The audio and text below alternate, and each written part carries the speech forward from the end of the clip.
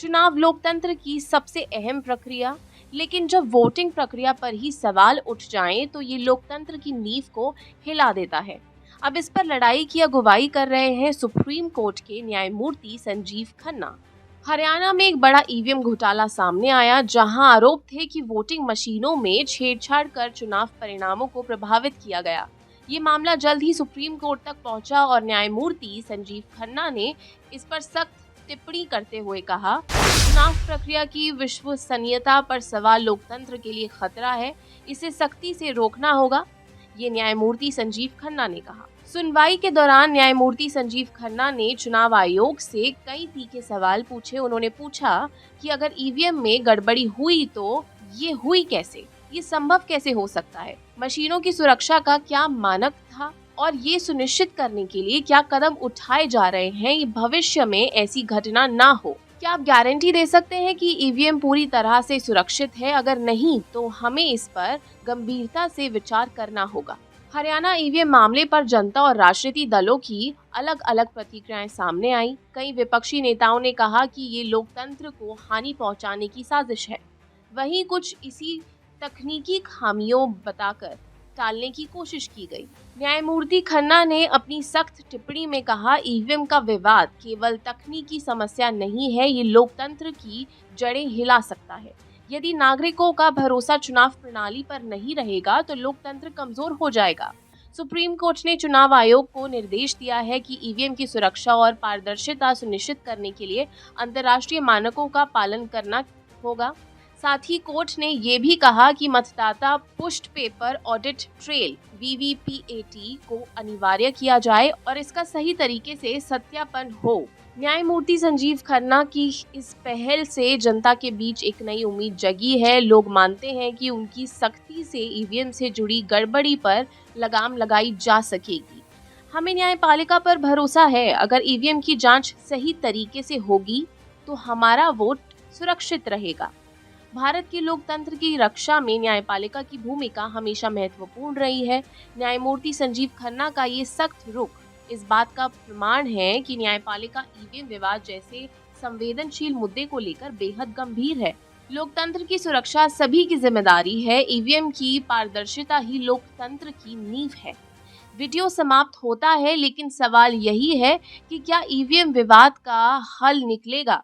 Chief justice of India जो नए बने हमारे संजीव खन्ना जी, उनके ऊपर रहेंगी।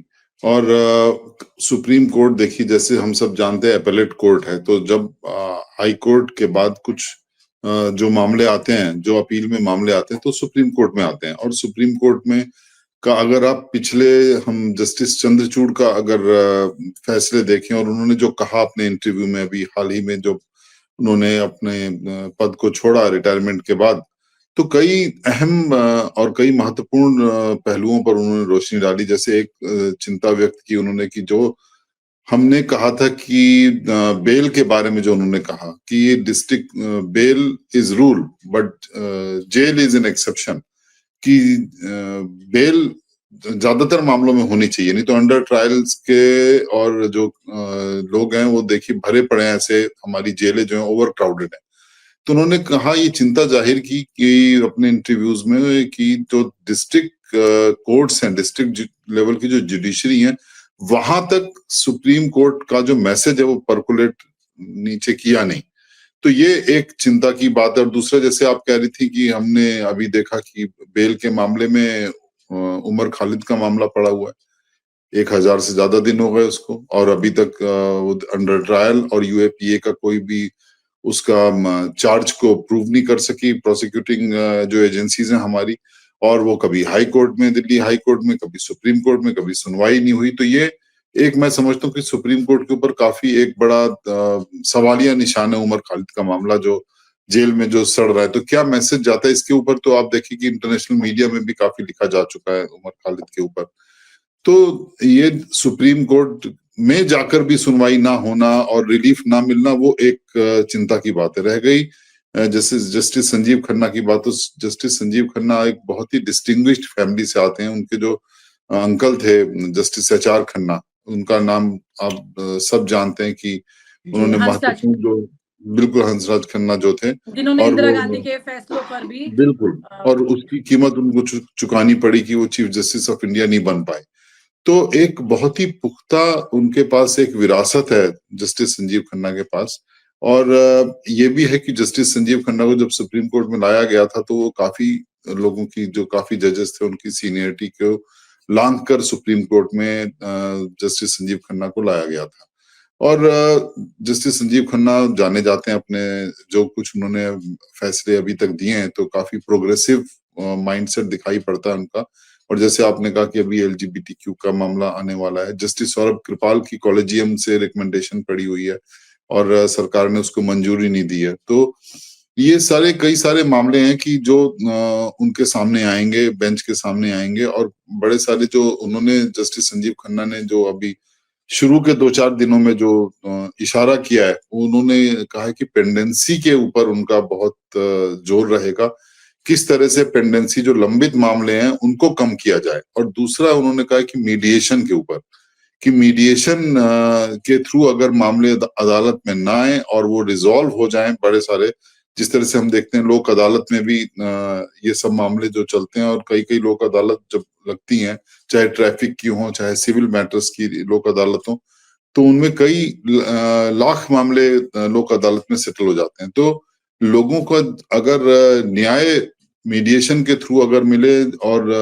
अदालतों के ऊपर बोझ कम हो, तो मैं समझता हूँ कि वो एक बहुत ही स्वागत योग्य, एक वेलकम स्टेप होगा अगर जस्टिस संजीव खन्ना इसके ऊपर कुछ खास पहल कर सकें। और दूसरा, सुप्रीम कोर्ट में जैसे जस्टिस चंद्रचूड़ ने जाते जाते अपने आखिरी 1-2 दिन में किया था कि जो हॉलिडेज थे, जो छुट्टियां थी, उनकी संख्या थोड़ी घटा दी है उन्होंने। और जस्टिस संजीव खन्ना ने एक और प्रोसीजरल जो फैसला लिया कि कोई भी जो सीनियर एडवोकेट्स, सीनियर लॉयर्स आके सुप्रीम कोर्ट में ओरली मेंशन कर देते थे, जो अर्जेंट मामले होते थे, चीफ जस्टिस की कोर्ट में जाके, बेंच में जाके उसको ओरली मेंशन करना कि अर्जेंट है मामला, इसके ऊपर जल्दी से जल्दी हियरिंग हो और जल्दी से जल्दी लिस्टिंग हो। तो इस मामले में जस्टिस संजीव खन्ना का कहना है कि इसको बैन कर रहा हूँ, इसको नहीं किया जाएगा, और इसके लिए आप चाहे आप रिटर्न में रिक्वेस्ट ईमेल भेजें या आप रिटर्न में दीजिए कि आपको क्यों अर्जेंसी है, किस लिए आप चाहते हैं कि ये मामला जल्दी से जल्दी सुना जाए। सर, यहाँ पर इस तरह के मामले अक्सर तब आते हैं सामने, पॉलिटिकली अगर बात की जाए तो, जो विपक्ष से होते हैं ज्यादातर। अगर ऐसे में वो मेल के थ्रू जाते हैं या वर्बली जाते हैं, कौन सा प्रोसेसिंग इनके लिए इजी रहेगा, और मेल के थ्रू जाना कितना, क्योंकि ऑब्वियसली मेल तो लॉयर्स लिख के भेज ही सकते हैं इस तरह से, लेकिन क्या वो प्रोसीडिंग में टाइम लगेगा वो मेल को एक्सेप्ट करने में, वर्बल में और उसमें दोनों में? क्योंकि विनीता अभी देखो काफी कुछ तो लाइव स्ट्रीमिंग भी शुरू हो गई है कई सारे बेंचेस की, सुप्रीम कोर्ट से हम देखते हैं। और दूसरा, डिजिटल के ऊपर जस्टिस चंद्रचूड़ ने बहुत जोर दिया था, तो काफी कुछ डिजिटाइज्ड हो चुका है। और कई सारे तो ई कोर्ट भी चल रहे हैं, आप लोअर कोर्ट्स में भी देखिए और हाई कोर्ट में, दिल्ली हाई कोर्ट में देखिए, तो उसमें वो पेपरलेस कोर्ट्स हैं, उसमें सब कुछ टैबलेट और लैपटॉप के ऊपर है, तो उसमें ये पेपर वर्क बहुत ज्यादा बच जाता है। सुन सकते हैं, देख बिल्कुल, सकते हैं। ये देख सकते हैं, वीडियो कॉन्फ्रेंसिंग से भी लॉयर्स इवन लोअर कोर्ट में भी अपीयर हो रहे हैं, और हाई कोर्ट और सुप्रीम कोर्ट में भी वो कई बार, जिस तरह से अभी एक महत्वपूर्ण मामले में हरीश साल्वे अपीयर हुए थे वीडियो कॉन्फ्रेंसिंग से, तो उसको भी एक पहल की जा रही है।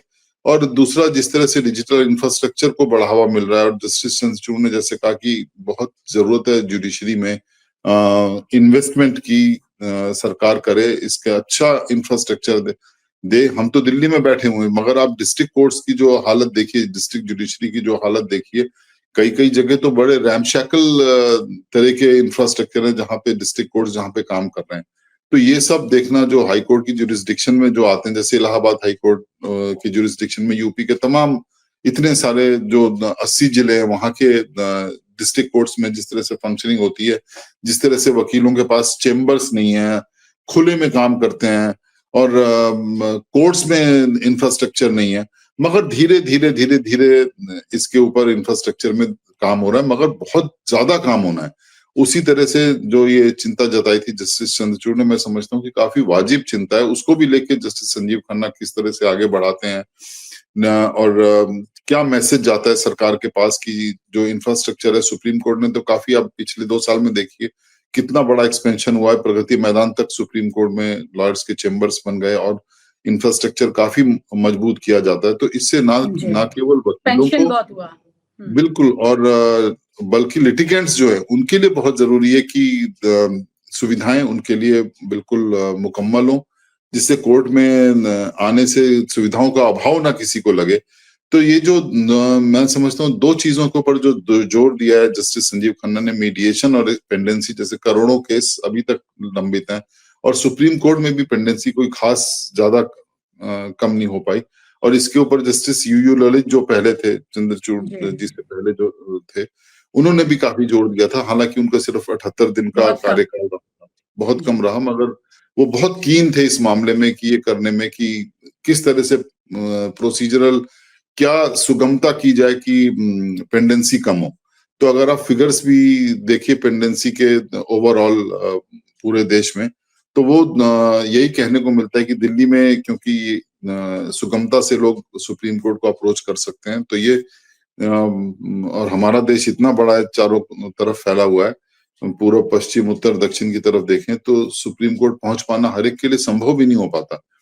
तो इसको देखते हुए मैं समझता हूँ कि जो मीडिएशन और पेंडेंसी के ऊपर अभी जो हाल के दिनों में जोर दिया पिछले 2 दिन में जस्टिस संजीव खन्ना ने, वो मैसेज एक जाना चाहिए कि किस तरह से पेंडेंसी कम हो, किस तरह से सबसे बड़ा लिटिगेंट तो स्टेट है, स्टेट गवर्नमेंट है सबसे बड़ा लिटिगेंट, तो इतने सारे मामले सरकार फाइल करती है।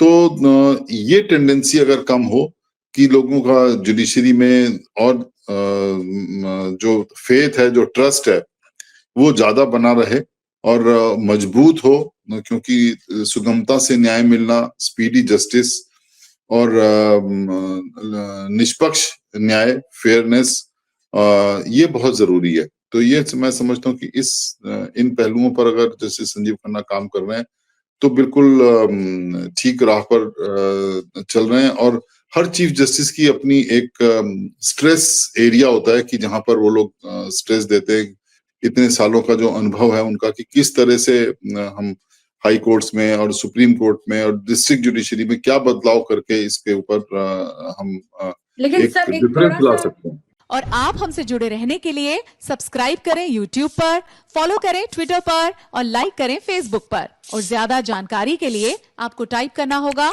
सिर्फ न्यूज़ नशा।